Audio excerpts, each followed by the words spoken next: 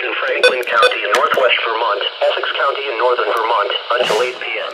At 6:30 p.m., National Weather Service Doppler radar indicated a line of severe thunderstorms capable of producing damaging winds in excess of 60 miles per hour.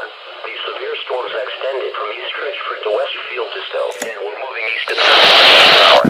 Locations in the warning include but are not limited to North Troy, Newport Center, Woolgate, Orleans, Hardwick, Greensboro, Westmore, Walden, Sheffield, East Charleston, Westbrook, St. John's Ferry. This line of severe thunderstorms is also producing deadly cloud-to-ground lightning. When you can do so safely, please report damaging winds or hail to the National Weather Service by calling toll-free 1-800-863-4279 or by submitting a storm report at weather.gov/Burlington. Get to safety immediately when threatening weather approaches. Winds may knock down trees and power lines and damage buildings. Large hail may cause injury and damage property. A severe thunderstorm watch remains in effect until midnight Thursday morning for northern New York and Vermont.